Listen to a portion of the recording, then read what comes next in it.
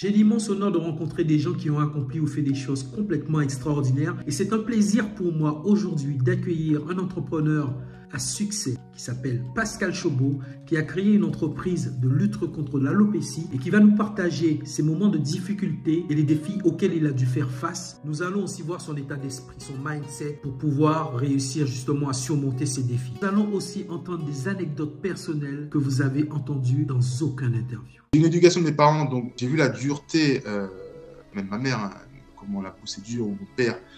C'est qui pour, tu vois. Moi, en fait, je fais mon travail, en fait. Tu vois ce que je veux dire? Je suis là, je fais mon travail, en fait. J'ai décidé de créer un truc. J'ai mes enfants, j'ai ma femme, je veux les mettre bien. Mes proches, mes nièces, c'est important. Mes frères, donc je sais où je dois arriver pour pouvoir mettre à l'abri tout ce petit monde-là, en fait. Et pour pouvoir après m'adonner à des causes qui me tiennent à cœur, comme le cancer du sein, le cancer. Parce que ça a touché des cousines à moi, très proches.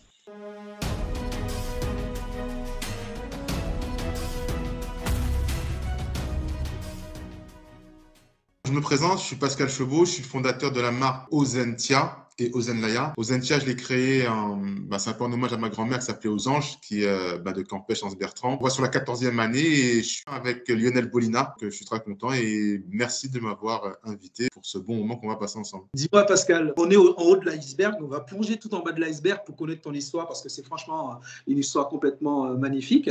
Qui était Pascal Chaubeau à l'âge de 10 ans? Waouh! À l'âge de 10 ans, c'était bien avant effectivement le cyclone Hugo. Pascal, c'était l'enfant qui était un peu réservé malgré tout, qui vivait en Anse-Bertrand, qui aimait cette vie aux Antilles, cette belle vie que, avec le recul, on se rend compte qu'on avait une vie magnifique là-bas. C'était le petit sérieux, très sérieux, rigolait pas beaucoup. C'est ce que ma mère me disait souvent, je ne rigolais pas beaucoup, mais très sérieux, très carré déjà petit, et qui était toujours avec son cousin Eddie Delta. Ça, on était tout le temps ensemble. Ça, c'était un truc. Après, il y avait les amis comme Média Mandé qui était en face, on était tout le temps ensemble.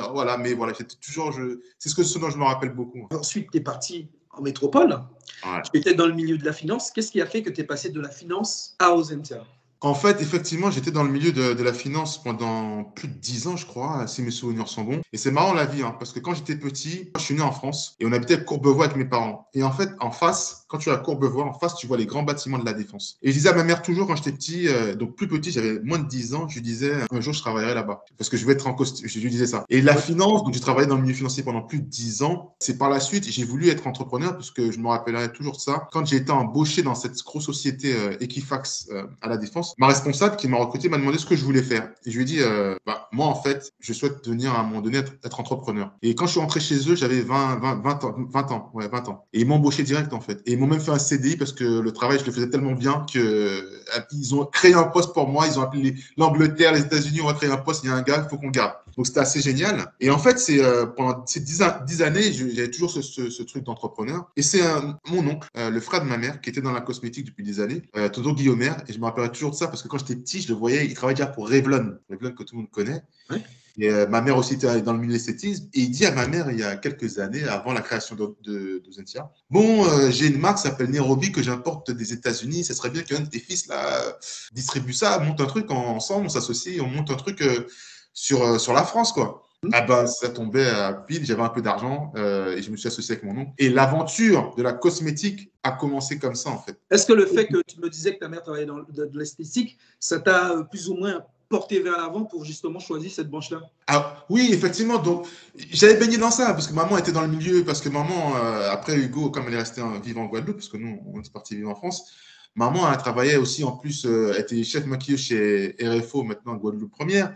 Et elle avait un truc esthétique. Donc, mon oncle était dans la cosmétique et ses boutiques. Donc, pour moi, c'était normal, en fait. Dans ma tête, je ne me suis même pas posé de questions, comme jusqu'à présent, je le fais toujours. Je ne me posais pas de questions. Mon oncle m'a proposé ça. La cosmétique, c'est un monde dans lequel j'évolue finalement, de par ma mère, de par lui, parce que j'étais toujours dans ça, en fait, finalement.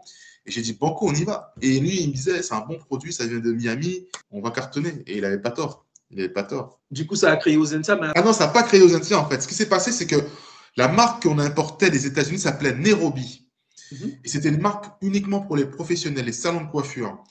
Et ce qui s'est passé, donc moi j'étais ici, mon oncle avait un contact en France d'un commercial qui connaissait, qui s'appelait Marcelin, qui connaissait depuis des années aux Antilles et tout, mais qui était venu vivre en France. Et on a commencé comme ça avec les salons. On a fait venir le gars, le distributeur de Miami, Ariel. Il est venu avec un super coiffeur. Donc, on a organisé des séminaires où on a invité des salons de coiffure. Et la marque Nairobi a commencé à pulluler dans les salons de coiffure. C'était vraiment génial. Sauf qu'un jour, la répression des fraudes tombe sur un de mes produits Nairobi que j'importais chez une de mes clientes. Et là, il leur dit, mais il n'est pas écrit en français, le produit, donc c'est pas normal. Donc, je suis convoqué. Et il me montre le produit. Et en fait, mais comme quoi, il ne faut jamais blâmer une contrariété, il montre le produit. Et le produit qu'il montre, en fait, il était écrit en français aussi. C'était l'un des rares produits, parce qu'on avait expliqué à Nairobi qu'il fallait à un moment donné, nous, on ne pouvait pas que coller les étiquettes, il fallait qu'ils inscrivent directement sur les produits, parce qu'on commençait vraiment à commander chez eux. Et le produit que le mec, il montre, c'était le produit c'était le nouveau produit où il avait déjà inscrit en français. Après, le mec, il me fait, ah oui, c'est vrai, en fait. Et là, il commence à me dire, bon, par contre, est-ce que tous vos produits que vous importez, vous avez fait des tests et tout, parce que quand vous importez des produits en France, je ne verrai jamais ça. Hein. C'était à Cergy. J'étais convoqué à Cergy, Pontoise, dans leur centre de sélection des fraudes. Et là, je dis, bah non, je ne savais pas. Donc, j'appelle mon oncle. Je lui dis, bon, tu savais? Il dit, oui, mais t'inquiète. Donc, ça, ils ne vont pas te prendre la tête. Sauf que le mec, il m'appelait tout le temps, le mec de la pression des fraudes. Alors, est-ce que vous avez fait le nécessaire? Et j'ai dit, mais attends, j'avais 80 références. S'il fallait que je mette 3 000 € par tête, j'ai dit, mais mon frère, c'est pas possible. Et là, je me suis dit, j'appelle mon nom, je lui dis, mais tonton, je peux pas continuer. Parce que déjà, même Nairobi, ils ne veulent même pas nous donner les formulations pour qu'on puisse faire des tests, ce qui est logique. Il me dit, mais t'inquiète pas et tout. Donc, je lui dis, non, moi, lui, il est en Guadeloupe, moi, je suis en France. Le risque, c'est moi qui le prends parce que j'étais gérant de la société en plus. J'ai dit non. Et là, je me dis, tu te rends compte, mes petites économies que j'avais, donc pas grand-chose, j'ai tout mis dedans. Et là, je perds tout. Qu'est-ce que je fais? Et j'ai un pote, il me dit, mais le gars qui travaillait avec moi, le commercial, il me dit, mais pourquoi tu te prends la tête? Crée ta marque en France avec un laboratoire français. Et là, et je lui dis, mais ping! C'est comme si ça fait, il y a une bing, tu sais, les ampoules là qui arrivent là. J'ai dit, mais il a raison. Mais la décision, je l'ai prise hyper rapidement. Ça veut dire que je vois une galère qui m'arrive pendant plusieurs jours là. Et je me dis comment je vais faire et tout. Et au moment donné où je dis non, stop, j'arrête Nairobi, je crois que j'ai décidé de créer ma marque, mais le jour même. En fait. Si cette personne n'était pas intervenue dans ta vie, est-ce que tu penses que tu aurais abandonné? Ah ben non, parce que moi, quoi qu'il arrive, j'étais tellement parti déjà dans le fait d'entreprendre, j'avais mis un pied dedans et je voyais que ce que j'avais mis en place marchait, parce que c'est pendant un an quand même, on a bien travaillé. Je voyais que je fournissais un produit qui était de qualité, que les gens payaient pour ça, bah, que ton entreprise, elle prend, ça commence à grandir. Donc, tu dis, OK, donc ça aurait été autre chose peut-être, je ne sais pas, ça aurait été, mais j'aurais continué en fait. J'aurais pas lâché parce que ce n'est pas dans mon tempérament en fait. Malgré l'adversité, je n'ai pas ce tempérament-là en fait. Il faut que je trouve une solution en fait. Ça veut dire que même au jour d'aujourd'hui, il m'arrive des trucs, mais je dois réfléchir très rapidement et prendre une décision très rapidement en fait. Et de là, je rebondis assez rapidement. Je me dis, OK, ça c'est lourd. Pendant 5 minutes, ça va me fatiguer l'esprit, mais 5 minutes après, je mets mon cerveau en mode positif. Et là, ça y est, c'est fini. Eh ben, on voit bien pour les gens qui nous regardent que justement la prise de décision rapide, c'est vraiment une qualité pour les entrepreneurs. C'est important. C'est très important. Une fois que tu as fait ça, tu as vu que le nom n'était pas attribué, qu'est-ce que tu as fait ensuite, rapidement? Moi, en fait, quand j'ai vu tout le problème qu'il y avait, j'ai rencontré le labo. Je lui ai dit, voilà ce que je connais de mes produits. Qu'est-ce que vous savez faire? Est-ce qu'on peut le faire? Etc., etc. Il me dit, oui, monsieur Choubo. Tac, tac, tac, tac. Alors après, il y a l'histoire du nom, parce que c'était pas Ozentia, c'était normalement Origins Air. Donc moi, je dépose Origins Air, je vais à l'INPI, parce que j'ai décidé de créer ma marque. Je dépose ça, je suis content. On a commencé déjà à faire les logos. J'avais tout lancé la machine, j'avais même fait les étiquettes. Donc le week-end, c'était un week-end où j'avais reçu mes étiquettes, donc la marque elle allait commencer à partir, on allait commencer à distribuer, parce qu'on avait déjà une clientèle, les clients de Nairobi. Et ma mère, ce week-end-là, elle était en France. Et là, j'explique à ma mère que j'ai créé une marque. Et je lui explique mon problème. Je lui dis, voilà, j'ai créé Origins Air, sauf que je viens de recevoir un courrier du groupe Hogan Slovel, les avocats. Je lis la lettre. Monsieur, nous avons vu que vous avez déposé une marque qui s'appelle Origins Air. Par contre, dans notre groupe, nous avons une société, ce n'est pas une marque, une société qui s'appelle Origins Ressources. Et comme nous sommes dans la cosmétique, cela peut poser problème. Et c'était le groupe Estée Lauder, mon gars. J'appelle mon avocat. Il me dit, Pascal, laisse tomber, c'est des gros, tu débutes là. Bon, j'appelle mon graphiste, il me dit, Pascal, franchement. Et là, ma mère était là ce week-end-là, elle était en France. Je dis, maman, voilà mon problème, j'ai créé une marque, mais voilà, je dois retirer le nom. Je n'ai pas envie de commencer dans les histoires. Nous, on est embêtés. Et là, je pense à la fille de mon frère. Il venait d'avoir une petite fille, sa deuxième, qui s'appelait Kingsley. Et j'ai dit, tiens, je vais appeler la marque Kingsley. Ouais. Après, ma mère, elle me dit, mais Pascal, tu as quand même deux fils. Je suis à Echad. Il faut faire attention, ça peut être délicat de donner ta marque à ta nièce. Et je dis, ah ouais, ça peut, on ne sait jamais, ça peut. Tu sais, les enfants disent, comment ça, papa? Et tu vois. Oui, comparaison, quoi. Exactement. Donc, je suis embêté. Je dis, bon, non, on va truc. Donc, après, la nuit passe. Je vais me coucher, contrarié, parce que là, je suis face à un problème. Déjà, j'ai perdu de l'argent parce que j'avais déjà fait un certain nombre d'étiquettes. Et je rêve de ma grand-mère aux anges. Truc de fou, qui était décédée quelques années auparavant. Je rêve de ma grand-mère et donc elle s'appelle aux anges. Et je fais dans ma tête aux anges. Donc, je mets A-U-X, plus loin, ange. Ouais. A-N-G-E-S. Tu dis, ça s'appelait comme ça. Après, je fais non. Après, je fais Ozen. Et après, je fais Ozentia. Mais je dors dans mon rêve. C'est un truc de fou. Et je fais Ozentia. Je me réveille. J'écris le nom Ozentia sur un papier. Je vais me recoucher et le lendemain, c'était lundi, je vais à l'INPI et là, cette fois-ci, et c'est ce que je conseille à tous les entrepreneurs, je fais une recherche d'antériorité, ce que je n'avais pas fait auparavant quand j'ai déposé la marque Origins Merci. Et là, il faut la recherche d'autorité, donc c'est un coût, mais au moins, là, il recherche et là, ça n'existe pas. Okay. Je dépose la marque Ozentia. En rêvant de ma grand-mère, voilà comment le truc de ouf. Et une cliente, une cliente haïtienne à moi, qui s'appelle Elsie, très croyante. Et elle me dit, Pascal, quand je raconte l'histoire, elle me dit, tu verras, tu vas réussir parce que ce qui est arrivé là, c'est biblique et tu verras. Il y a quelques années, elle me dit ça. Et ben, écoute, on est encore là. Justement, ce nom-là, Ozentia, justement, qui a pris une ampleur assez énorme. J'entends parler de toi sur les réseaux sociaux. Il y a des influenceuses qui vantent la qualité de tes produits. Tu es aux Antilles, en Afrique, dans plusieurs pays. Comment tu arrives à gérer tout ça? Alors, ce que les gens ils ne savent pas, et là, on va leur faire la confidence, on va leur dire, toutes les auditeurs qui vont écouter, ce qu'ils ne savent pas, c'est que je gère tout seul, en fait. Alors, moi, j'ai quand même mon groupe, ce que j'appelle le cerveau collectif, qui est là, mais c'est mon groupe, c'est mon labo. J'ai mon expert comptable, j'ai mon graphiste, j'ai mes sociétés d'emballage. J'ai un entourage, voilà, externe. J'ai la personne qui s'occupe maintenant de mon référencement Internet. J'ai ma community manager que je viens d'embaucher dernièrement. Et on peut en parler un de ces quatre parce que c'est quelqu'un qui est plutôt connu, mais elle reste discrète. Mais sa fille est connue, en fait. Et elle aimait mes produits Ozentia et elle travaille avec moi maintenant. Et ce qui se passe, en fait, c'est que je travaille, mais en règle générale, seul, en fait, tout seul. Ça veut dire que le matin, je suis debout entre 4 heures, des fois, 5 heures. Du lundi au dimanche, en fait. Parce qu'il y a les commandes Internet. Il y a les affaires à préparer. Parce que si tu regardes mon site, on est noté 4,8 sur 5. Ouais, c'est énorme. Depuis des années. Parce que derrière, les gens, ils pensent, ils disent, oui, c'est un client, il y a toujours un problème. Sauf que là, je suis en train de régler un problème avec une cliente qui a commandé à Rome, en Italie. Parce qu'à Rome, il ne faut pas le nécessaire au niveau de la poste, donc des fois, il y a des petits problèmes. Je gère tout, et les gens pensent qu'on est des dizaines et des dizaines, mais ils ne savent pas que, en fait, Pascal Chauveau gère tout de A à Z. Même les plus grosses commandes professionnelles, les livraisons que je vais faire, tu vois, là, on est machin, mais je vais après au labo, après, je vais les livrer. Quand tu as des commandes, par exemple, pour la Guadeloupe, c'est par palette. Tu dois faire seul les palettes. Ouais. Le transporteur il vient, il faut qu'il récupère, mais les palettes, elles ne sont pas montées toutes seules. Il faut les faire. Il faut aller récupérer la marchandise. Je fais ça tout seul. Donc, des fois, la dernière fois, je suis allé aussi récupérer dans un autre labo à moi, un peu plus loin, un camion. Il y avait au moins 80 colis. Donc, il faut les charger. Après, il faut les décharger au dépôt. Je suis toujours tout seul. Mais pour l'instant, c'est comme ça. Maintenant, je sais qu'à un moment donné, j'arrive à un moment donné où je veux, et je vais devoir embaucher, mais des gens vraiment spécifiques à un endroit précis, pas embaucher pour embaucher. Parce qu'à un moment donné, je commence à être fatigué. Il faut que je délègue, quoi. Parce que Pascal, il a le cerveau, il a plusieurs bras, il fait plusieurs choses à la fois. Comment tu arrives à gérer cet équilibre vie professionnelle, vie familiale? Écoute, la chance que j'ai, c'est déjà ma femme qui sait mettre la main quand il faut. Elle sent, mais bon, enfin, moi, c'est particulier, c'est un truc de fou. Mais elle sait quand elle doit mettre la main, elle sent quand je suis pas bien. Et voilà, elle va être là. Psychologiquement, c'est énorme. Parce que tu sais, quand tu vas poser la main, j'ai la forme, mes enfants, donc ils sont grands. Parce que je gère aussi ce côté aussi, parce que j'ai mon fils, le plus petit, il vit avec moi. Donc, je dois gérer cette partie école, donc être là, essayer de le déposer à l'école le matin. Donc, ça, je vais être très tôt pour faire mes affaires, essayer de le déposer à l'école, venir pendant ma journée, essayer de le récupérer le soir parce que je surveille, il a 16 ans, lui, et il faut surveiller quand même. Donc, on arrive tant bien que mal à avoir mes petits moments où on gère cette vie familiale parce qu'ils savent dans quel but, quel est le but. Moi, je veux leur laisser quelque chose, que ce soit même mes fils ou mes nièces, une marque. Donc, c'est un travail que je fais maintenant pendant que je peux le faire, j'ai la santé. T'as pas le choix. Quand t'as pas le choix, et comme dirait mon cousin, le Café Édouard, Yannick, que j'aime beaucoup, qui est un autre entrepreneur aussi de fou, on connaît le Café Édouard, il me dit, une fois, il était au téléphone dans le gollet, il me dit, écoute, de toute façon, si t'avais qu'à pas commencer. Donc maintenant, t'as pas le choix. Et c'était trop marrant. On lui demandait, t'avais pas qu'à me commencer. Donc maintenant, t'es obligé.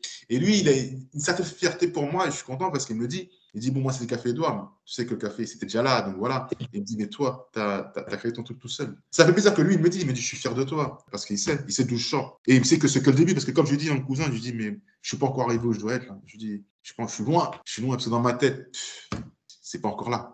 Bah oui, bah quand tu écoutes, on voit tout ce que tu as traversé, Pascal. Si tu avais un conseil à donner à quelqu'un qui devait débuter en tant qu'entrepreneur, quel conseil tu lui donnerais? Alors, mon conseil avec le recul, on parle toujours des associations. Moi, je suis pas trop pour l'association avec d'autres personnes. Maintenant, il y a des associations qui marchent très bien et qui font des trucs, mais magnifiques. Tant mieux. Moi, je suis, comme le comptable, il dit, moi, je suis pas trop. Lui-même, qui est expert comptable, qui a plusieurs agences, il n'est pas trop pour les associations. Moi, ce que je dis, c'est que la première chose, c'est faire quelque chose que tu vas aimer. Pourquoi c'est le plus important? Parce que quand c'est quelque chose que tu vas aimer, mon gars, tu pourras être fatigué, tu pourras être malade. Je vais te raconter une histoire et tu vas comprendre très rapidement. Tu sais, je me suis opéré de la thyroïde parce que j'ai eu des ennuis de santé. Et je n'oublierai jamais le petit message que même une de nos consoeurs qui cartonne, elle est très là-haut, c'est Kelly Mazol, Secret de Loli. Ouais.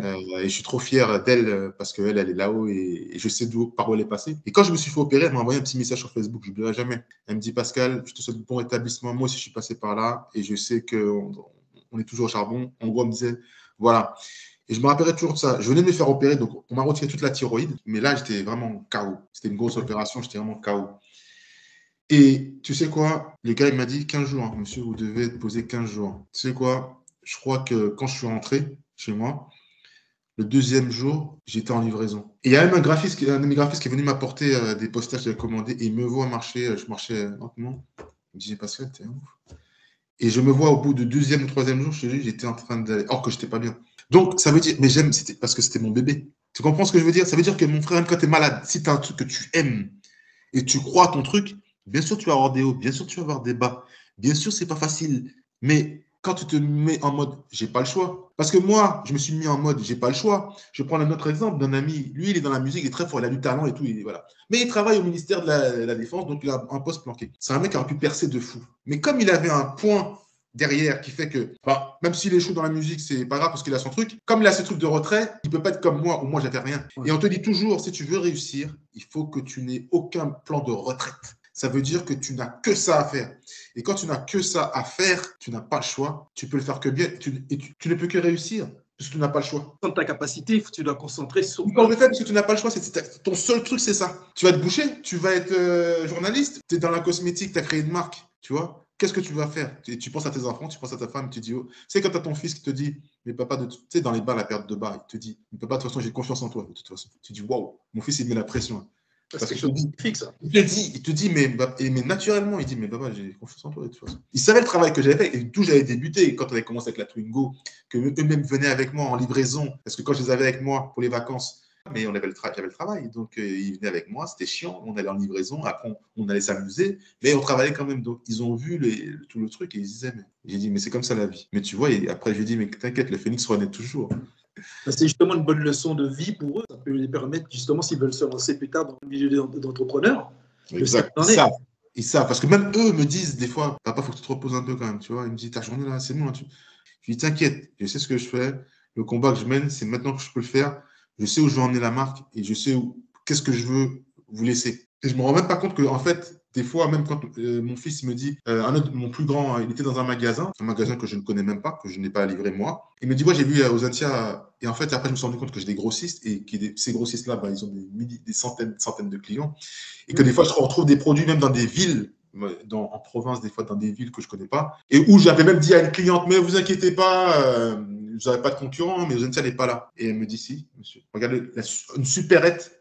Et elle me montre une vidéo, il y a tous mes produits. Et c'est là que tu te dis, ah ouais, il y a quand même un truc qui se passe, même dans d'autres pays. Parce qu'en fait, effectivement, il y a des gens qui sont grossistes et qui ont des clients et des clients qui viennent, qui demandent aux Zentia. Et en fait, mes produits se retrouvent dans d'autres pays en fait, que je ne connais pas. Il y a mon beau-fils qui va chez un de ses amis qui est fils d'ambassadeur, un truc machin dans les beaux quartiers dans le 16e. Et il va dans la salle de bain et il va aux Zentia. Et l'autre, tu lui dis, mais c'est la vie, ça. Il dit, mais c'est mon produit. Et les gars, il dit, mais c'est mon beau-père. Ça va. C'est là que tu vois le fruit de ce que tu as récolté. Petit à petit, ouais, tu vois le truc. Mais j'ai pas le temps de me reposer sur ça, en fait. Je sais où je veux être et où je serai de toute façon, parce que je ne lâche rien. Mais dis-moi, comment tu as développé ta gamme de produits en passant du cuir chevelu à la crème? Comme je suis beaucoup sur le terrain, c'est-à-dire que je vends mes clients et je les livre. J'aurais une autre anecdote qui est pas mal avec un grand patron, et ça c'était juste hallucinant. Peu de patrons de marques de cosmétiques sont sur le terrain, ils sont dans leur bureau, ils sont pas sur le terrain. Je suis le seul. Je suis le seul qui livre et mes clients me voient et ils aiment ça. Les professionnels, comme c'est quand même 90% de mes ventes, c'est là, me voient et j'aime ça parce que eux me donnent les infos. Eux me disent qu'est-ce qui peut marcher, qu'est-ce qui marche. Ah, parce que tu devrais faire ça, tu devrais faire ci. J'entends ma femme qui me dit, tiens, ces produits-là. Et de là, je me dis, bah, tiens, peut-être ce produit-là peut être intéressant. Voilà, j'écoute, je suis à l'écoute en fait. Mais après, ce qui va matcher, c'est que je pourrais faire des milliers de produits. Mais moi, ce qui m'intéresse, c'est de garder les produits qui sont de qualité. Peu de produits, mais de qualité qui fonctionnent. Voilà. Et qui ont une chance d'avoir un marché, en fait. Tu es beaucoup à l'écoute de tes clients, on va dire. C'est hyper important. Est-ce qu'au début, par rapport à la composition, je veux dire, ton produit, tu as eu quelques échecs ou ça a fonctionné tout de suite? Alors, écoute, sur la gamme, tu as des produits qui sont bons, en plus, c'est ça qui est assez marrant, qui sont bons, mais qui ne trouvent pas forcément leur public. Manque de communication, peut-être. Sur les gammes même du départ, il y a peut-être un produit, et pourtant il est bon, mais il coûte cher à produire, donc je le fais peut-être plus. Et je le fais encore pour une cliente en particulier, pas pour tous les clients. Il y en a une qui veut ce produit-là, donc voilà. Mais je regarde en fait sur la gamme de produits, plus ça va, et il y a des produits qui sont encore là depuis très longtemps, et en fait ils commencent à avoir leur public, donc il n'y a pas eu d'échec en termes de produits. Il y en a qui sont loin parce qu'on les met moins en avant, mais petit à petit, avec le travail que va faire ma nouvelle community manager, on va tout mettre en avant. Parmi tous tes produits, est-ce qu'il y en a un en particulier que toi, tu affectionnes particulièrement? Alors, produit de la barbe, j'aime beaucoup les produits de la barbe parce que j'ai laissé pousser ma barbe et ça fonctionne bien. Et j'adore avoir ce petit rituel. Ça m'a donné un rituel où je pense à moi, en fait. Et là, ça, c'est cool. Mais je veux rendre hommage, en fait, au produit que j'affectionne le plus parce que c'est lui qui m'a permis de faire des choses, d'avoir des choses auxquelles j'aurais jamais pu penser, je sais pas, parce que j'ai toujours été quelqu'un qui aimait les belles choses et qui savait qu'il fallait travailler pour. Donc, à un moment donné, il m'a dit que le travail paye. C'est l'extrême repousse. C'est le produit phare. Mais c'est le produit, parce qu'on a une histoire, lui et moi, c'est grâce à ce produit-là qu'il a permis de faire plein de choses. Ouais, de fou. Ouais, effectivement, un produit, c'est ce produit qui a tenu. Maintenant, il y a d'autres produits maintenant qui commencent à lui concurrencer dans ma gamme, donc c'est tant mieux. Mais c'est le produit qui a lancé ma marque, Ozentia. Ozentia, pour moi, c'est l'extrême repousse, Ozentia. Et maintenant, tu as tous les gens qui copient. Même des gros groupes comme les Luxiel et compagnie. J'ai vu qu'il y a des trucs qu'ils font, style le Pax aussi, ou le non-pouce. Ils sont allés sur mon site, ils sont allés voir un petit pour voir ce qu'ils faisaient. Je sais très bien, je connais le patron, il habite à Marseille. Je le connais et je sais que c'est des gens qui ont copié sur Ozentia, mais ils ont les plus gros moyens qu'Ozentia, donc c'est des équipes de fous, donc ils peuvent faire beaucoup plus grandes choses. Mais ça me fait plaisir quelque part que j'ai retrouvé quand je voyais Pax aussi, alors que c'est moi qui faisais les packs, de voir maintenant que tout le monde fait des packs. Maintenant, tu vois toutes les marques, maintenant ils font des packs. Et je sais où ils ont pris ça, parce que c'est moi qui ai lancé le truc, pack pouce. Personne n'avait l'idée. Même une publicité télé de la pouce, j'étais le premier à le faire, réellement, une marque afro, vraiment, sur la chaîne IDF1. Ouais. Et personne n'avait fait ça, en fait. Personne n'avait vu ça. Voilà, et j'avais fait une pub sur la pousse des cheveux où je me mettais en scène. Et maintenant, j'ai vu que maintenant, tout le monde fait des... Voilà. Donc, Ozentia, c'est pour quel type de cheveux en général? Alors, la clientèle d'Ozentia, en fait, Ozentia, c'est pour tout type de cheveux. Européens, maghrébins, afro. Maintenant, il y a une communauté qui s'est sentie proche de cette marque. C'est la communauté afro, bien évidemment. Mais voilà, tout type de cheveux, puisque j'ai tout type de cheveux qu'ils utilisent. Il y a l'extrême repousse pour les cheveux fins, par exemple. Donc, cheveux antillais, maghrébins, européens.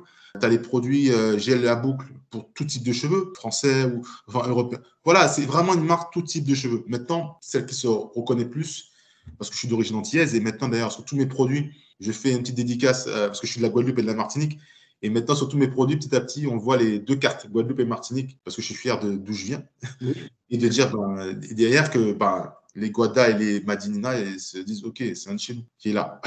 C'est hyper important pour moi. C'est déjà un bel exemple pour tout le monde, hein, que pour les Antilles, tous les gens qui sont d'origine afro. Il y a aussi Amazon qui t'a approché, à ce que j'ai pu comprendre. Ah oui. Comment ça se Alors, passe? Amazon, alors c'est trop marrant. Alors, Amazon, à l'époque, il y a quelques années, effectivement, ils sont malins parce qu'ils savaient tout de moi, en fait. Ils m'appellent et ils me disent, en fait, on veut. Donc, moi, je me suis dit, tiens, ils veulent que moi, en fait, je mette mes produits en vente juste comme je fais aujourd'hui, hein, parce que mes produits sont en vente sur Amazon, mais comme tous ceux qui ont des produits, ils veulent vendre sur Amazon, et voilà. Simple vendeur. Voilà, un simple vendeur. Mais c'était pas ça, en fait. Il m'a fait, non, non, non, non. Nous, on veut être le distributeur de votre marque, en fait, officielle, en gros. Donc c'était un truc à négocier parce qu'il voulait me représenter. Amazon te dit, parce qu'on a vu vous êtes bien notés, vous êtes bien machin. Ils avaient tout, ils savaient tout ce que j'avais fait, ils avaient tout vu. Et voilà, simplement que voilà, en fait, je devais être leur fournisseur. Ils demandaient d'être leur fournisseur et tout, et voir après si ça l'intéressait, peut-être d'acheter le truc, tu vois. Et moi, en fait, ils m'ont lancé 2 fois, 2 années de suite, et j'ai pas voulu, en fait. Et ils m'ont rappelé aussi, c'était l'année dernière, je crois, ou cette année, je sais plus. Et voilà, je dis non, laissez-moi faire mon truc, et on verra. Parce que ça me rappelle un petit peu Facebook, quand ils ont voulu acheter Facebook à une époque et Zuckerberg, il avait refusé. Ouais. Tu vois, Facebook, maintenant, ça avait à plusieurs milliards. Donc, quand un gros groupe comme Amazon s'intéresse à quelqu'un comme toi, c'est que ça a du potentiel que tu n'as peut-être pas encore visualisé ou accompli. C'est que ça a du potentiel énorme. Il y a du potentiel. Et c'était aussi même une autre chose qui était assez délirant. C'est quand j'ai créé la marque Ozentia il y a quelques années, il y avait un chef de projet, je ne sais plus quoi, du groupe L'Oréal qui se sont invités sur ma page Facebook. Ils se sont invités carrément. Invitation L'Oréal, tac, tac, tac, parce qu'ils ont un siège à Clichy et un autre à je ne sais plus où. Et et là, je dis waouh, chelou. Donc, je flippe un peu. Donc, j'avais accepté et après je les ai retirés en fait. Parce que je me dis, ouais, mais c'est bizarre, tu sais, j'étais pas confiant. Et un jour, j'ai rencontré un commercial de chez eux, chez une cliente, comme par hasard. C'est marrant d'ailleurs, cette cliente-là, en fait, c'était trop bizarre. Cette cliente-là, en fait, elle coiffait 2 célébrités de chez nous.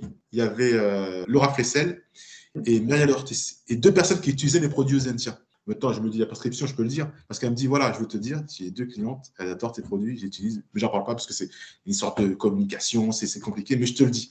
Voilà. Et ce mec-là, le mec, le commercial de L'Oréal, il était là. Et là, je lui explique ce qui se passe, il me dit, mais c'est normal, tu as créé un truc, une marque, c'est sur une niche. Et comme L'Oréal, ils rachètent, ils ont racheté Mizani, qui était un black, Dark & Lovely, c'était un black aux États-Unis. Donc, ils regardent et puis peut-être qu'un jour, ils te feront une proposition. Voilà. Il dit, ah, d'accord, ok. Il dit, voilà, c'est normal. Je me dis, ok. Il dit, c'est le jeu. C'est comme ça. J'ai dit, ok, bah écoute, on verra. Pour l'instant, pas de nouvelles. Pour l'instant, tu n'as pas de nouvelles. Ouais. Donc, tu verras, tu prendras ta décision quand le moment viendra. Ouais, bah, tu sais, Dieu est grand, comme je dis toujours. Et Dieu, des fois, il te met des embûches, il te met des moments, tu es là, des moments, c'est comme ça, c'est des obstacles. Et comme je dis, chaque chose arrive, en fait, quand ça doit arriver, en fait. Et tous ces obstacles, de toute façon, ils sont nécessaires pour devenir cette personne que tu es aujourd'hui. Bah, tu sais, j'ai beaucoup de gens, souvent, j'ai du mal avec un truc, c'est quand on me dit ton histoire est belle et tout. J'ai encore du mal encore avec ça, en fait, accepter ce truc, parce que je suis tellement sur une autre matrice où je sais que je suis tellement sur le front que j'ai du mal encore à me poser des fois, à me rendre compte de ce que j'ai fait ou pas. Tu vois, c'est des petites fois, voilà, mais on me dit, ah ouais, mais ou quand j'arrive chez des clients, mais c'est Ozentia. Souvent, ça m'arrive, hein, je vais livrer des clients et des gens, soit ils viennent avec un téléphone portable, et leur dit, voilà, j'ai ce produit-là. Et le client, il dit, regarde, c'est Ozentia. Plusieurs fois, ça m'arrive, j'arrive juste en livraison, donc à un moment, à n'importe quel moment. Et tu as des gens qui viennent, soit d'Afrique ou de machin, ou même de France, ils disent, oui, je veux ce produit-là, c'est du Ozentia. Et il y a une dame qui venait d'Afrique, et là, j'arrive chez mon client, et le client, il lui dit, elle avait un gros panier et plein de produits Ozentia. Et là, mon client, il me voit arriver, et il dit à la cliente, c'est lui, et là, elle me voit. C'était trop marrant. Et là, elle prend des photos. Elle appelle les gens. C'est le monsieur Ozentia. C'était trop marrant. J'étais gêné. Mais parce que moi, je suis toujours en plus en jogging, tu sais, basket, le mec toujours normal. Ta proximité, justement, crée de la valeur. Je trouve ça. En fait, tu n'as pas pris la grosse tête, tu sais, comme on voit souvent chez nous, on va dire. Dès que tu as réussi un peu, les gens, ils oublient d'où il vient. Mais toi, tu n'as jamais fait ça. C'est quelque chose qui est important pour toi, ça? Écoute, moi, déjà, j'ai une éducation de mes parents. Dans ma famille, bon, tu sais, on est plutôt entrepreneurs. Hein. Mon père avait une boucherie, ma mère, c'est boutique, mon oncle est ceci, machin. Donc, on a tous un peu cette fibre. Et j'ai une éducation de mes parents. Donc, j'ai vu la dureté, même ma mère, hein, comment la bouffe, c'est dur, ou mon père. Et puis, chez nous, on était normal, en fait. C'est-à-dire, tu n'as pas besoin de... T'es qui pour, tu vois. Moi, en fait, je fais mon travail, en fait. Tu vois ce que je veux dire? Je suis là, je fais mon travail, en fait. J'ai décidé de créer un truc. J'ai mes enfants, j'ai ma femme, je veux les mettre bien. Mes proches, mes nièces, c'est important. Mes frères. Donc, je sais où je dois arriver pour pouvoir mettre à l'abri tout ce petit monde-là, en fait. Et pouvoir après m'adonner à des causes qui me tiennent à cœur, comme le cancer du sein, le cancer. Parce que ça a touché des cousines à moi, très proches. Donc, il y a des... En fait, j'ai envie de mettre rapidement à l'abri, que j'ai pu... cet esprit de l'argent où tu dois, parce que la vie c'est comme ça, il faut que les gens ils arrêtent de se leurrer. Hein. La santé c'est la primordiale, mais quand tu as de l'argent, tu es bien quand même. Je te le dis. Tu vois ce que je veux dire? Tu peux faire des choses pour les tiens. Moi je pense surtout à ça, faire des choses pour les miens. Tu vois ce que je veux dire? Ça peut permettre de. Il y a un de mes frères qui a une galère, je peux être là. Tu vois ce que je veux dire? Bah Donc oui. les gens, ils ont cette truc, non, mais moi, je ne veux... Non, arrêtez les gars. Moi, je sais pourquoi je travaille dur. Je veux mettre mes proches, ceux que j'aime à l'abri. C'est mon truc. Et pouvoir après être tellement à l'abri que je peux me donner à vraiment des associations qui me tiennent à cœur. Et donc voilà, oui, il faut être humble.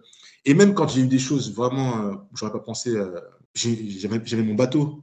J'ai mon bateau qui était amarré à quai Alphonse Gallo. Alors, je t'explique l'histoire. C'est que quai Alphonse Gallo, c'est à Boulogne. Et j'avais passé par une bateau, j'ai acheté mon bateau, que j'ai logoté avec ma marque. Et en fait, on était amarré là, j'étais le seul noir. Et en fait, tu n'avais que 4 plaisanciers qui étaient là. Tu en avais un qui avait un plus gros bateau encore, mais qui était devenu pote, etc. C'était trop génial. Et en fait, des fois, les gens, quand ils me voyaient arriver, donc ils pensaient que c'était le mec qui venait. Parce que moi, j'adorais le matin aller le nettoyer, en fait. Ouais. Tôt le matin, parce qu'on était sur la Seine et c'était beau. Et les gens devaient se dire, mais c'est celui qui vient nettoyer le truc. Mais mon gars, non, j'étais le seul Renoir avec mon bateau. Et donc, quand on allait du côté de Notre-Dame. Ben, tu sais, j'étais sur la Seine et en fait, ce qui était génial, on voyait la tour Eiffel en passant dessous. Donc, je ne sais pas si tu vois le truc, le Renoir, Georges Bertrand, il a son bateau là et il navigue avec ses amis, ses proches, parce que moi, le but, c'était de faire profiter les biens. À chaque fois, le dimanche, je venais et on naviguait sur la Seine. Où tu vois les bateaux mouches là. Moi, je naviguais avec mon bateau là et c'était génial, c'était extraordinaire. Mais ça, c'est des trucs dont je faisais profiter les miens parce que le but, c'était ça en fait, faire kiffer les autres. Et malgré tout ce truc que je peux avoir, les motos, les voitures, les trucs, je suis toujours resté en mode j'aime les belles choses et je travaille pour. Mais tu sais que tu as des moments où ça va être comme ça et puis à un moment donné, bah, tu peux tout perdre. Ça arrive, j'ai tout revendu. Après le Covid et tout, j'ai dit bon, il faut être intelligent, machin, j'ai tout revendu et j'ai bien fait mon bateau, machin, avec les motos et tout. Et donc, après, c'était les meilleures périodes plus dures. Mais c'est bien parce que moi, j'ai toujours été, même quand il y avait l'opinion, j'ai toujours été en mode, parce que je sais que ça va revenir et fois 1000, mais je suis toujours resté en mode, je fais profiter les miens, reste tranquille, parce que demain, tout peut t'arriver. Tu vois ce que je veux dire? À chaque fois, quand je voyais des clochards et tout, je disais toujours à gens, tu vois, personne n'est à l'abri, tu peux du jour au lendemain te retrouver là. Donc, j'ai cette humilité parce que t'es qui pour. Tu vois ce que je veux dire ou pas? Reste tranquille. Tu vois, en gros, même si tu as tout ça, reste tranquille. Ça veut dire que même si j'avais tout ça, mais j'étais en mode, je reste tranquille en fait. C'était marrant, ma petite nièce, la fille, elle a dit à mon frère, ah, j'aimerais trop que tonton, pour mon anniversaire, il vienne me chercher à la maison, il y aura ma copine, et qu'on puisse ensuite aller au bateau et tout. J'ai dit, tu vois, ben, elle veut ça, on va lui faire ça. Parce qu'elle peut le faire, son parrain, il a ça. Donc, de savoir que j'allais faire kiffer ma filleule et ses amis, j'étais trop content. Et elle n'oubliera jamais ce truc-là, tu vois, elle était toute petite, elle était encore petite, elle avait même pas 12 ans, et elle a kiffé ce truc-là, tu vois. Donc, moi, en fait, mon gros, c'est avoir des choses, parce que tu as travaillé dur, tu te lèves 4 heures, mais pour faire profiter les tiens. L'argent, moi, je dis ça souvent à mes enfants, quand tu auras cet argent, qu'est-ce que tu peux en faire, tu vois? L'argent doit te servir à un but beaucoup plus grand que ce que tu vois. Je veux dire, si ta grand-mère ou tu peux l'emmener dans un hôpital super sophistiqué à se faire soigner. S'il y a des enfants de tel pays où je ne sais pas trop quoi tu veux faire, atteint peut-être comme toi à cause le cancer, peut aider ces gens-là justement à aller mieux. J'ai dit, il ne faut pas que tu voyes l'argent comme un démon, comme un diable. C'est quelque chose de façon, pour moi, déjà, ma croyance de base, hein, Pascal, quand tu écoutes, je ne suis pas venu sur la terre pour vivre dans la misère. Donc, Dieu a une abondance pour ses enfants. Voilà. Et tout le monde a le droit d'être riche. Dieu l'a dit. Il a dit, bon, chaque enfant, vous devez vivre dans l'abondance et dans la richesse. Et c'est marrant de ce dont on parle. Tu vois, il m'est arrivé un truc hier. J'étais à rue de Rivoli et il y a un Antillais, c'était trop marrant, ce qu'on appelle les chabins chez nous, il avait les yeux, de beaux yeux gris, vert, bleu. Et en fait, apparemment, il était SDF. Et il vient me voir, il me parle en antillais. Il a capté que j'étais en antillais. Et il me dit, et moi, je suis en train de marcher comme d'hab, parce que c'était encore une journée à 100 à l'heure. Et il me dit, ouais, faut un panier en 10 pièces. Et je le regarde, je vois le mec qui parle en créole. Donc tout de suite, il faut que je trouve quelque chose. Et j'avais rien sur moi, en fait. Et je regarde mon portefeuille, je dis, non, j'ai rien et tout. Et une fois, ça m'est arrivé, une personne m'a aussi demandé ça. Et ce que j'ai fait, j'avais mes cartes bleues, j'avais pas de monnaie. Je suis allé avec la personne dans un quick, il y avait un quick. J'ai payé à manger en fait. Direct, j'ai dit tiens, c'était une blague. Mais je trouvais tellement propre sur elle, je me disais, mais c'est bizarre. Pourquoi elle a ce problème-là? J'ai pas voulu savoir. Et j'ai fait ça. Bon, pour revenir à hier, et le mec, et je cherche, et je me rappelle dans mon portefeuille, j'avais laissé un petit billet de 10 euros, mais c'était pour mon fils. Et tu sais, la réflexion, j'ai dit, mais non, mais mon fils, il a ce qu'il faut. Tu vois ce que je veux dire? J'ai pris le billet, je l'ai donné au gars. Et le gars, après, lui-même n'en revenait pas. Et il me dit, mais regarde, il avait plein de trucs avec des badges avec son nom. Il dit, moi, je m'appelle, je dis, t'inquiète pas. Mais dans ma tête, je me suis dit, au moins, là, tu vas manger là. Tu vois ce que je veux dire? Ouais. Mais c'était marrant, tu vois, tout de suite, et c'était naturellement. Et je dis, mais mon fils, mais c'était pour mon fils ce billet de 10 euros, mais je me dis, mais non, mon fils, il est à la maison là, il est refait, il mange bien, il est truc, tu vois. Mais lui, par contre, tu vois. Et tu vois, c'est un mec qui essaie de rester propre. Et il me dit, rappelle-toi de ce nom, son nom, il donne son nom et tout. Et j'ai dit, et pourtant, j'étais speed, j'étais truc, mais le mec, il me parle en antillais. Je me suis senti tout de suite qu'il fallait que je fasse un truc. Et c'est après, je me rappelle de ça. Donc, c'était marrant, c'était hier. Ça arrivait hier sur à rigoler. Mais c'est comme ça, tu vois, on l'emmène qu'à la vélo, ça, c'est hyper important, ça. C'est hyper important. Hyper. Ah ouais, il faut. Donc, les gens, ils pourront me dire ce qu'ils veulent, mais si j'avais pas ces 10 euros-là, j'aurais pas pu lui faire profiter à lui. Tu vois ce que je veux dire? Effectivement, je suis d'accord avec toi. Moi, c'est ça aussi qui fait que tu es cette personne que tu es aujourd'hui. Et pour revenir à Ozentia, est-ce que quelqu'un peut vendre tes produits? Oui, la marque est vendue dans les boutiques de toute façon. Mais oui, tout le monde qui ont décidé de monter un petit truc, un petit business, en tout cas qui sont enregistrés au registre du commerce, effectivement, peuvent vendre des produits aux Zentia. Voilà. Même les auto-entrepreneurs, ils peuvent vendre des produits sans problème. Donc voilà. Et à un moment donné, j'avais fait un système d'ambassadrice aux Zentia, où j'étais soit en tant qu'entrepreneur, soit en tant que VDI. Voilà, et ça marchait bien, mais c'était un truc, à un moment donné, on commençait avec 2, 3, après, je crois qu'on arrivait, on était près d'une centaine. C'est un truc à gérer, le truc. Et moi qui étais l'habitude d'être seul, c'est trop de conflits. Des conflits, des machins, des trucs, des gens, ils disent, waouh, non, j'arrête ça. Je vais continuer tout seul, et puis voilà. Donc voilà, oui, les personnes qui ont un but dans ce type-là, voilà. Par contre, m'acheter juste comme ça, non, c'est pas possible, parce que faut vraiment pouvoir, faut monter une structure, un site. J'ai des clients qui vendent mes produits sur Internet, donc voilà. Par contre, ils ne doivent pas dépasser ton prix. Après, tu as des clients, comme je leur dis préconseillés de vente. Il y en a qui vont vendre moins cher, il y en a qui vont vendre plus cher. Bon, faut que ce soit cohérent, parce que les gens, ils vont aller sur Internet, ils vont voir à quel prix ils vendent, donc voilà, sur Internet. Après, ils savent combien les produits sont vendus en boutique. Donc voilà. Faut qu'il y ait une cohérence après, parce que faut une certaine cohérence, effectivement. On se partage. Alors, si tu es d'accord, on fait juste le flash coaching et après, tu pourras vaquer. Sans problème. Tu es prêt pour le flash coaching? On est parti. Ok. Alors, sur une échelle de 1 à 10, quel est ton niveau de bonheur? 0 et 1 était la plus basse note. Mon niveau de bonheur? Écoute, on va dire bonheur, on va dire il t'arrive un petit truc qui fait que voilà, c'est, on va dire 6. Ouais, 6. Ouais. 6, ok. Qu'est-ce que tu peux reprendre pour passer de 6 à 7?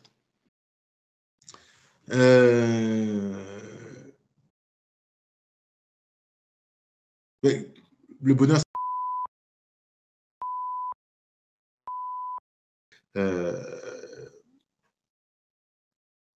que le temps passe pour que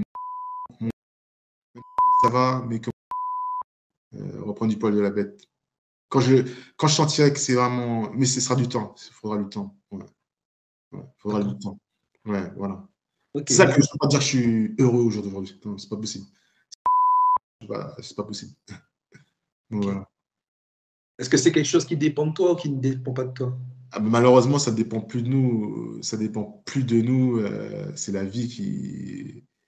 C'est assez dramatique. Donc, voilà, quand. Ouais. Okay. Ça ne dépend plus de nous. C'est fini.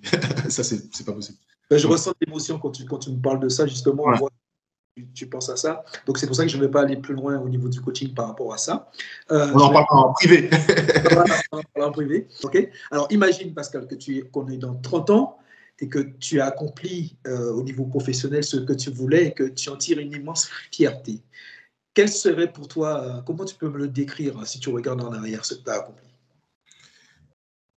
Ce que je regarde en derrière, c'est le boulot, putain. Le boulot, les pleurs, l'abnégation, je verrai tout ça. C'est pas facile. Le boulot qu'il y a eu derrière. Ouais. Le boulot, parce que même des fois, je fais des flashbacks. Je me dis, mais putain, t'avais fait ça. À ce jour-là, t'avais fait ça. À ce jour-là, t'avais pris ton scooter, il pleuvait pour amener des produits pour ton client qui était. Toi, t'as fait ça de Aubonne jusqu'à Choisy-le-Roi. Il pleuvait comme tu es avec le sac de produits devant ton scooter. Il pleuvait. Je me rappelle des trucs. La dureté, quand même. Ouais, le travail. Le travail. L'abnégation, le travail. C'est ça que je retiendrai vraiment. Le travail. Ouais. Et la dureté, quand même.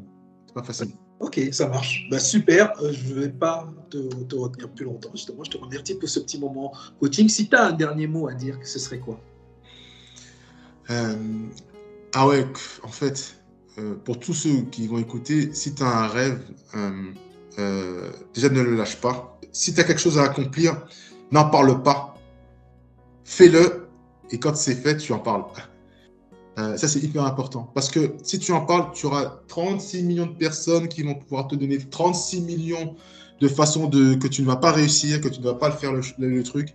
Parce que tout simplement, eux ne sont pas capables de le faire et que certaines jalousies. Donc, si tu as un truc en tête, travaille dur, mais ne lâche rien, puisque tu sais qu'il y aura des obstacles, c'est normal, c'est comme ça la vie. Donc, ne lâche rien. Si tu as un truc en tête, vas-y. Mais si tu aimes ce que tu fais, vas-y. Laisse personne te dire que tu ne peux pas le faire. Donc voilà ce que je dirais. J'ai fait des belles choses, c'est sûr, mais il y a tellement de choses encore à faire en fait que je vois une montagne encore en fait. Je vois encore une montagne. Donc, et pourtant, je suis sur ma 14e année et c'est pas rien pour un entrepreneur. Mais on va y arriver là, je pense. Là, on va y arriver. Là. Mais rien n'est impossible, mon frère. Regarde bien les gens qui ont réussi. Ils sont comme toi, ils sont faits de sang. Tu sais, Jamel Debbouze, une fois, il rencontre un pote à moi, un pote qui chante. C'est un très bon chanteur. Et il a été choriste, ce mec-là, il a été choriste pour Florent Pagny, Pascal Obispo, etc. Mais c'est en entier, il est de Martinique. Et un jour, Jamel Debbouze était dans le même truc. Il le voit, il lui dit ça va, ça se passe bien pour toi la vie? Et mon pote Cédric lui dit ça va, c'est du style le mec. Jamel Debbouze lui dit mais t'es un fou. Il dit regarde, t'es beau gosse, t'es grand, t'as une voix de fou. Regarde-moi. Et il lui parle de son bras. Tu vois ce que je veux dire? Ouais. Moi, je me plains. En gros, toi, t'es bien, machin. Toi, tu devrais dire oui, la vie, elle est ouf. Et il lui dit regarde, t'es beau gosse, tu chantes bien. Et il dit non, la vie, ça va être terrible pour toi. Et il me dit regarde-moi. Tu vois ce que je veux dire? Et Jamel, il se plaint pas. Il dit mon frère, j'ai réussi. Et regarde, tu vois, donc toi, tu ne peux pas me dire juste ça va, style, te plaindre. Tu vois ce que je veux dire? Donc, c'est assez marrant. Donc, en gros, voilà, on a dit vas-y, fonce. Ok, Pascal. Voilà. Merci beaucoup alors. C'est moi qui te remercie. À bientôt, Lionel. À bientôt. Ciao. Essaye.